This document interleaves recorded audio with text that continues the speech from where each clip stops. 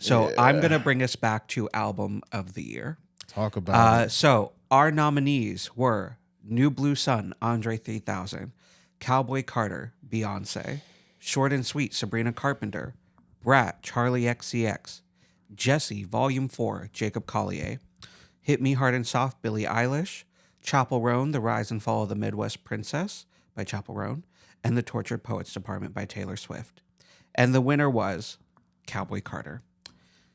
And this win angered a certain fan base. Oh, That who's that? that fan base being the Billie Eilish fan base. Oh, okay. Going so far as to say, who listened to Cowboy Carter? Nobody can name a song off of there. Oh, you wildin'. They wildin'. Can you name me 3 songs off of the Billie Eilish album? Track 1, track 2, and track 3. My point has been made, ladies and gentlemen. I don't count though.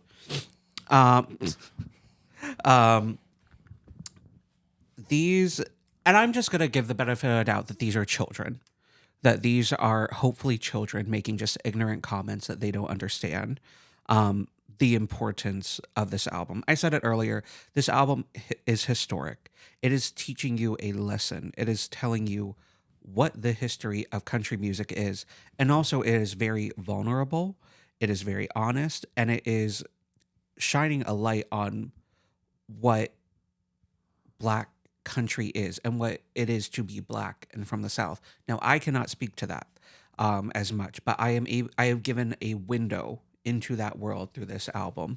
I am a black person from the Northeast. Like, that is the life that I have known. So my experience is going to be different from the ones that have been in the South their whole lives.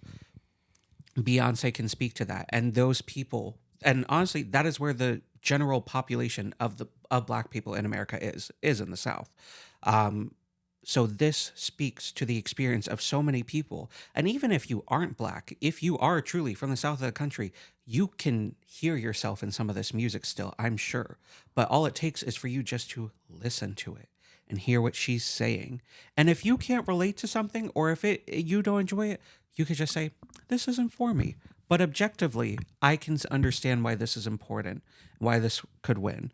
Like, for example, what else do we... New Blue Sun, Andre 3000. Did not listen to it because Andre 3000 is not rapping, and ain't nobody trying to hear that.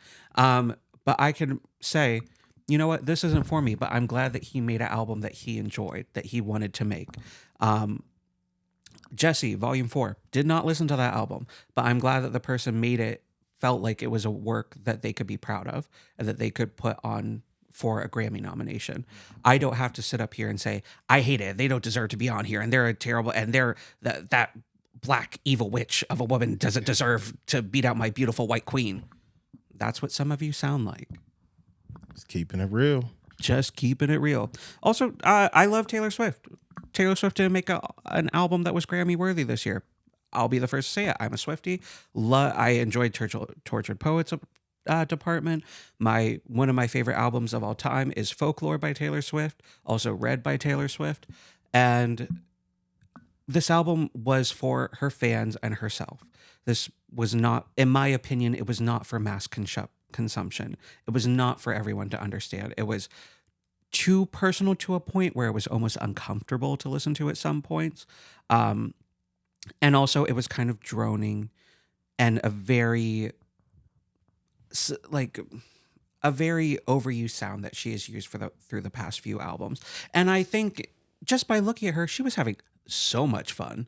That girl was drunk. She had a full bottle of champagne in her hand with a glass of the other, dancing to every artist that came out. She's clapping for Kendrick and dancing to Not Like Us every time they played it. She was having a good old time. So I'm happy that girl is finally getting to rest from that 2-year-long tour that I'm sure has taken a toll on her body.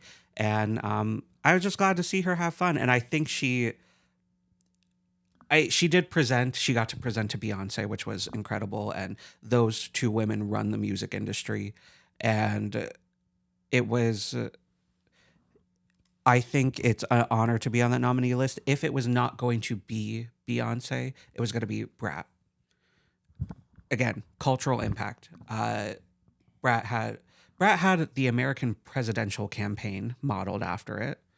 And No other album can say that, I don't think. And not that that's like a qualifier, would it? But the music was so good. It brought it to me. It brought fun back to pop music. So yeah, that's the Grammy rundown. Let me hate on Andre 3000 real Go quick. right All I've ahead. been doing this entire podcast is hating. So I want to hate on Andre 3000 not because he made the project, because he's doing some Post Malone stuff. That's the thing. Like it doesn't. He tries to act like, I don't know, like he's acting like He's enlightened. Yeah, like if he stayed in hip hop, he would be stagnant. And I've seen quotes by him like he doesn't like looking in the past and all that stuff. That's not what it is. Or like feeling like you're too old to rap, like you don't have anything to rap about. That's cap. Like just say you don't have anything to rap about and all this other But stuff. he's done features that are really good, that Yeah, are like, rap features. That's exactly why he's capping. Like don't we appreciate you for what you do. A lot of people have them in their have him in their top 5. But I feel like when it gets to a point where you're kind of like dismissing your past, or it's going to sound weird, but hating on your own past, it sounds like there was like, it's to me, the narrative was like he has a disdain for hip hop. Like, oh, why won't you just move on? Because we appreciate you for your rapping and your music making. You're even a producer. So that being said, shout out to Andre 3000. I did not listen to the album, but I understand that he plays both like the flute and one of my favorite instruments, which is a synthetic woodwind instrument. So Yeah. think like an electronic clarinet, but it's called the Iwi. And the Iwi is a pretty cool, like it's a synthetic, it makes different sounds than a regular clarinet or piccolo or saxophone. That's really cool. I am proud of Andre 3000 and I love that for him. Yeah. Just watch your mouth when it comes to talking about hip hop. Who's too old to rap about something? If you're, look, check this out. When we were in This LA, is real rap right now. yeah, when we were in LA, and we were leaving this little music thing that we went to, we stopped for some coffee and we're just sitting out there chilling, drinking coffee. And there's this dude who's about 40 hustling his CD. He's too old to be doing that. That is too old to be hustling. Put it out there on the internet, homie. Hustling the CD in this day and age is like, you're not going to get on that way, No. bro. And come on, bro. You're 40 something. Now you're too old to be doing that. But you're not even too old to be rapping. Like it's music. If you're not too old to be singing, you're not too old to be rapping. Rap your life. Now you're too old to be hustling, panhandling your CD for 20 bones on the street, but you're not too old to rap. Don't do that about rap, Andre. And I respect you. I love you. Aquemini is my favorite Outkast album, along with ATLiens. I didn't buy into Stankonia like everybody else, but I still love you. I still love your raps. I still love your bars. I still love Big Boy. I still love the Dungeon Family. I still love Future. I still love Sleepy Brown. Come on, bro. But don't disrespect your own career. This Don't means disrespect something the to genre. people, man. Yeah, like don't disrespect your genre. Don't talk about I'm not a fan of looking in the past or ooh. Don't do that, bro. yeah, I like Shout out to the Iwi too. I'm glad that he made this album. I'm sure it's something that he enjoyed and it's something he wanted to do. But I really hate when artists do that. Like, oh, I hate my old stuff. Yeah, but your old stuff meant a lot to a lot of people, and it's still part of your story. And it's not.